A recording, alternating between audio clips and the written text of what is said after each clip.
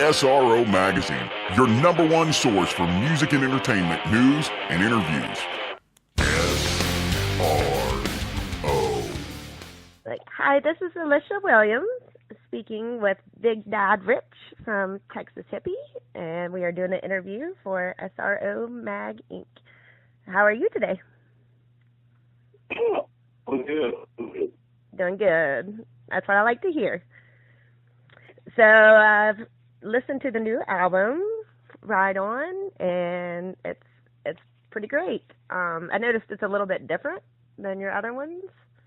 Is that what you guys were kind of going for? I think we were just trying to. Actually, I think that this album here, if you go back to our first album before called Records, I think this is a venture back to the first album. If you were a new fan and you just came on Rollin' or Peacemaker, some of that still over, but not as much as I wanted to. So we've actually gone back to a lot of the old THC format of writing, and I think that we just kind of. When we wrote that album, we had like a couple $1,000 and a great producer in David Prater that loved us and was willing to do the album for wine and a little bit of money.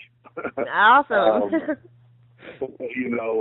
Then when you get to the label here, it's just a whole lot more money and a bigger garage. You know what I'm saying? So we were happy to go ahead and help them spend that money, and I think with Bob Marlette's help and Skid Mills producing the album and help. I think it just helped this album to a new level. But I really have to credit it to the lyrical content and the great vocalizing of Big Dad Ritch himself. That too made it that great. But in all reality, three guys behind me. John soft bass, the way he lays down such a thump, and then you got Timmy Braun back there. It's just definitely bringing the thunder, and getting chord pull. Who I see that with what he's done with this album, that's what makes us better is young chord pull. He's so much more talented than any musician we've had in that position before. His lead and guitar styling is just phenomenal, and I think he's on his way to be a guitar hero. I hope he hangs on next least one album. That's awesome. Did you guys all do you guys all write the songs, or is there any person in particular that does most of the songwriting? I'll do all the writing, most all lyrical content, even rhythm, direction, stuff are a lot of me, but it really just comes from everywhere. Everybody says, how do you put a song, what's the process? It's never the same. Some, no pressure. Sometimes you got 9 songs and they on the CDs. You got to write one the last week you're in the studio or something. I mean, the last song we wrote like in 10 minutes to get out as fast as we could just to have an extra song. And we only did 10 songs for this album. I usually do 13 or 14, pick 10 or 11. But this album, these songs were so good when we were 8 in. I was like, man, we just need a couple more songs. This album is great. So we just wrote a couple more songs. Like I said, Monster and Me being the one we wrote the last week in the studio and finalized it. And I was pleased with it. And then they ended up being the first single. So that's awesome. It's a great album. And that's actually one of my favorite songs on there. To write it in 10 minutes. Hopefully this Halloween they'll be playing that at every haunted house around. Oh, yeah. Is everybody taken to the album pretty well? Man, the reviews that I have read are so good, it's almost as though you would think that everyone reviewing the album that I give them a call and threaten to whoop their ass or something. These reviews they're incredible, just in the 4 stars coming across a lot, and I'm hoping that means there's only 5 stars. Because if it means there's 10, I might be upset. We'll have a review to post too, so just to let everybody know he didn't call to whip my ass. We'll go ahead and get that one out there. No, I said spank, not whoop. And I have a few questions from fans that That's awesome. We love our fans. They're like we got this saying, faith, family, keep your faith first and foremost, keep your family close to you and in your heart, and stand up for your freedom. And our fans, they're definitely our family, and they're a big part of every cause that we have, and they've championed the Band of Outlaws, and I'm built, and the rest of the band, we wouldn't be where we were if it wasn't for our great fans. And, we might not have more fans than a lot of bands out there, but our fans can whip your fans' ass. You have a lot of fans. You have some pretty cool ones, too. I saw them rocking out at Rock on the Range. Oh, I love Rock on the Range. It was a blast. It was great. It was very, everybody was amazing. You guys were awesome. I got to talk to you then, too. Do what now? I said, I got to talk to you then, too. Right on. Yeah, and Fozzy was on that Rock on the Range. We're fixing to take off on tour with Fozzy, so I'm really looking forward to that. And that starts, that's in November? Is that November? Fozzy is a band. Right. I mean, the tour starts in November? Yeah. The tour starts November the 12th, actually, I think, or November 17th, and then runs through about December the 12th, I think it is. It's going to be a lot of fun. I can't wait to get out there and get on the back of the chair. Oh, absolutely. There's a Joey Wall from Lexington, Kentucky, and a Josh Coder from Ohio, and they were wanting to know if you were coming to either place. Is there a list of where you can see your tour dates at? Like on your... There is. You go to thofficial.com. You can get everything that you need to know there. You can go to our store, buy you some THC paraphernalia. You can go and look at all the tours coming up. And I don't think that we're going to be in Lexington, Kentucky anytime real soon, but I do know that Kentucky right there borders Ohio pretty good. So if they come on up to Ohio, we're going to be in Toledo and one other town in Ohio. I can't remember which one it was. Not Canton. We're going to be Canton and Toledo. Ah, okay. Are you coming to West Virginia? Because I'm going to go to the NFL Hall of Fame. I'm going to be late for that show. Nice. You can't miss that. Are you guys coming to West Virginia? To West Virginia? Yes. I don't know if we're coming up there on this tour, but we are doing an East Coast run, like right at the end of, I think it's at the beginning of March, actually. Oh, cool. We'll have to catch up with you then. For sure.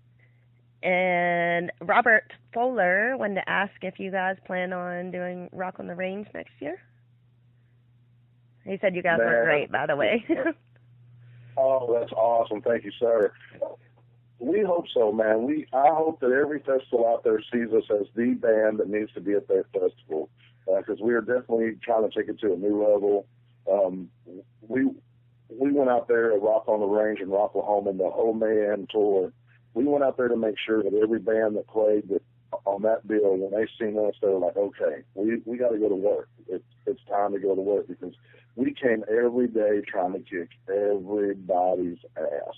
I mean, not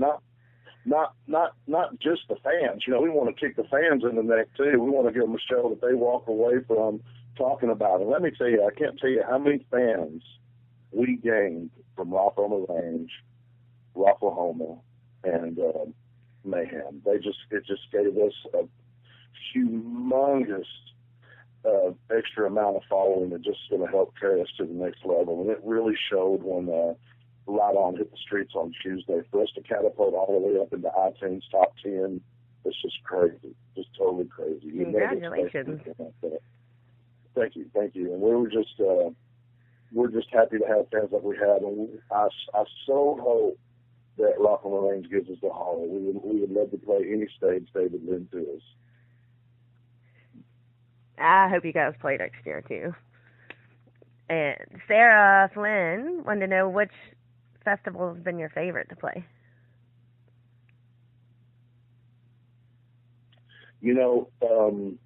Just because I'm from the South, and when I go to this festival, I can just drive my Chevy truck there because it's only a couple hours away. Because I own a house in Texas. I got a lake house in Oklahoma, and you just, Texas outlaws, we like to hide out in Oklahoma. So I'd have to stay up there in Pryor, Oklahoma, there at Rocklahoma. That is, haven't been a part of it for three different years. It's got a soft spot in my heart.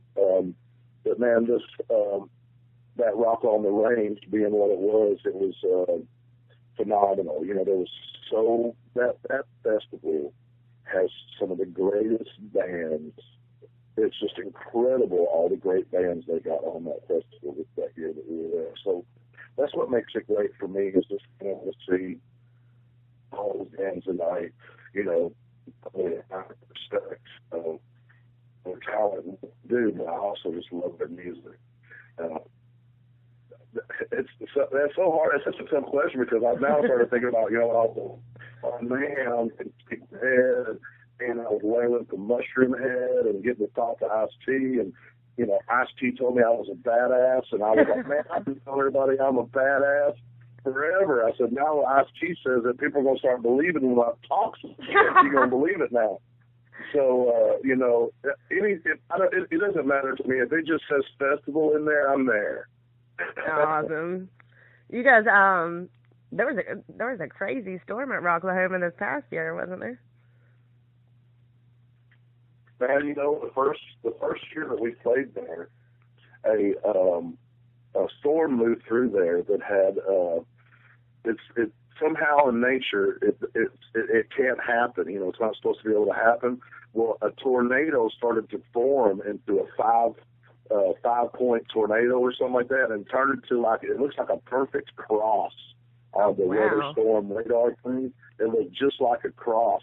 And that thing came through there. But the thing is it can start to happen, but for some reason, the way that the weather is, it won't allow it to happen all the way. It's a big-time rarity.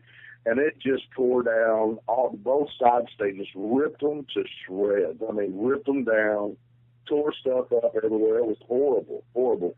And we ended up loaning, because all of the stuff that was on the stage was the back line. It all got destroyed. So there was like 2 stages worth of bands that weren't going to be able to play, and we ended up loaning all of our gear, and it was put under this big old gigantic tent. And we ended up loaning all of our gear so every single band could play that weekend. And I'm telling you that when we played, we packed. That was like for us, for Texas Hippie Coalition, that was the shot heard around the world. That was the bang bang. Here we are. And it was freaking unbelievable. Just reliving it's giving me goosebumps. Wow, that's really cool of you all, though. Yeah, it storms there every year. That's Memorial Day weekend, right? And it just every year, right there at that weekend. It's down in the south down here. It's just destined to have a tornado. Get you every time. And I have a question from Larry Ritter, and he says, how does having chord pull playing guitar afford you the luxury of becoming a 4-piece band instead of a 5-piece band? It's chord pull strength is just so good. He has such even at his young age, he's mastered that guitar. And as I said earlier, this album, you listen to the guitar works on it, it's incredible. I mean, I listen to music all the time. I'm a music lover. I listen to everything. I love country music. I'll listen. I'll leave it on the pop station even. That's how bad I love music. So, I mean, it's, to me, Cord he just shines so bright that anybody else, it just wouldn't feel right. Cord's that good. So it was easier to move to a 4-piece than it ever had been before. And with Cord songwriting and playing on this album, it's just really opened up so many different things for us that we can do. That's great. He is amazing. He's pretty good. I've been trying to learn to play guitar, and it's a little difficult. Yeah, I'm never going to get it. Me neither. I even have the Rocksmith thing in it. No, I'm lost. And I have Bart Kirchhoff says, tell us about your big break on Jerry Springer. Man, we have this all across the nation. Police officers, officers of the law, they seem to love us. I mean, like I'm telling you that the New York police officers, when we're up there playing, they're all out there in Philadelphia, in Pittsburgh. And the same thing is true in Chicago and down in Tulsa.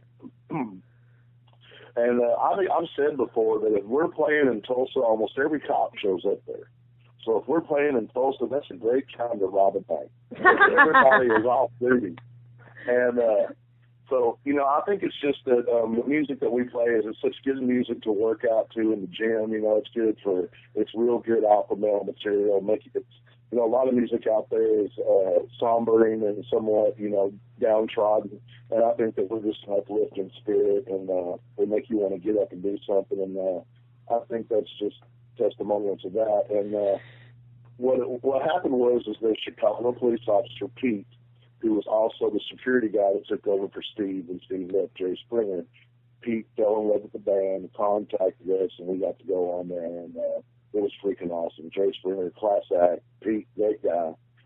Chicago Police Department treated us like kings, gave us all kinds of Chicago PD apparel to wear. We gave them a bunch of THC apparel to hide in their closet. Yeah, no kidding. I told them, I said, hey, take this hat and put it in your stash. That's too funny. That's what Sean Beagle said, do you know that THC is good for the brain? And I said, you got to listen to the Rock on the Rage interview for that one. And Deborah Zarzinski, that's the last one, she just wanted to say, thanks for having larger T-shirts for the fans because the fluffy people appreciate it. Right on. I'm all about the triple XL.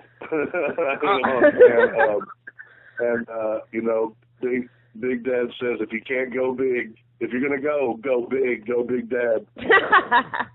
Exactly.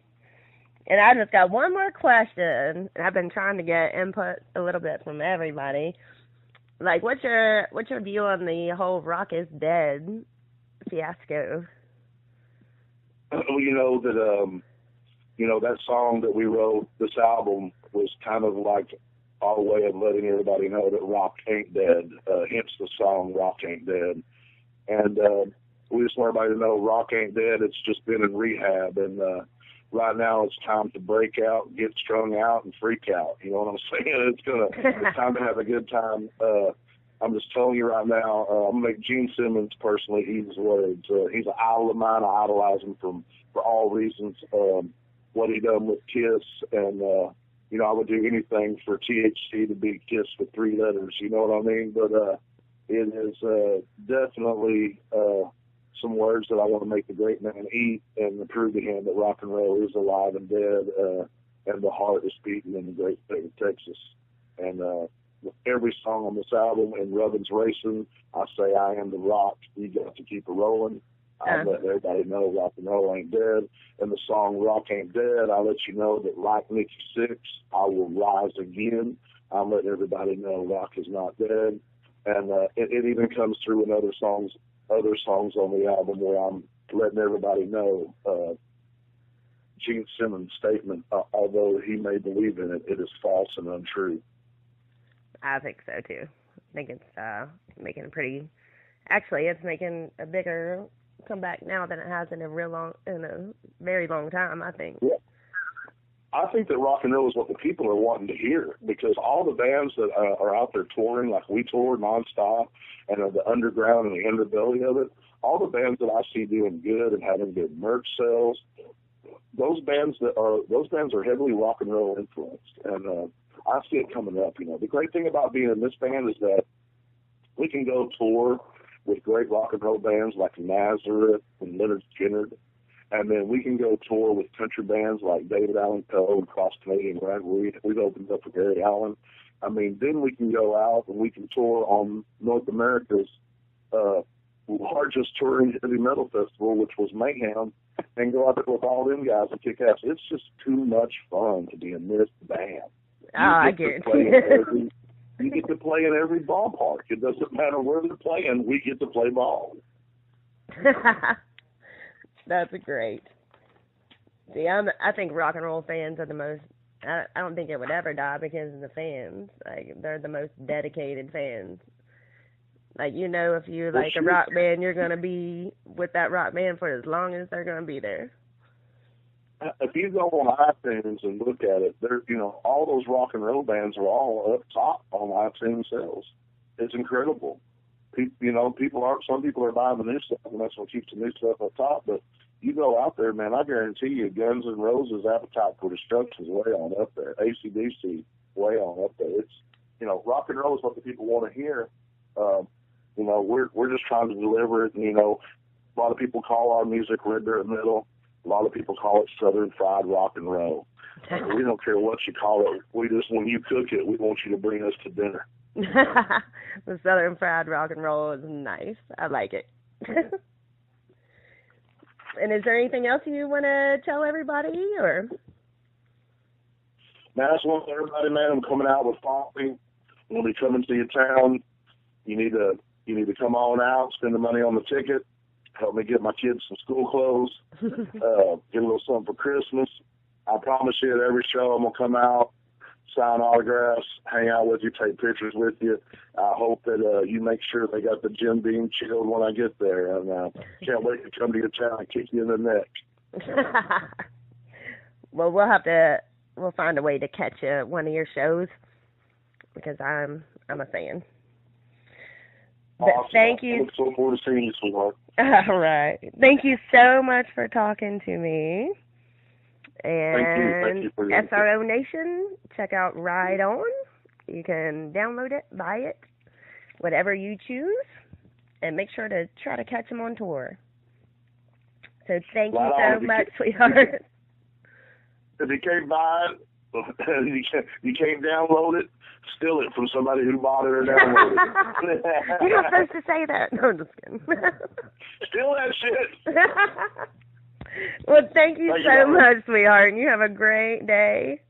And good luck on your tour. And keep on rocking. For more information on all the greatest bands in rock today, and for all your music and entertainment news, you know where to go. Go to SRO. That's SROMagInc.com. SRO Magazine is sponsored by Kick-Ass Cables, PhDRadio.com, Robert's Guitar, TDLMusicGroup.com. The SRO audio and video was done by Carson Drive Studios and SROMagInc.com.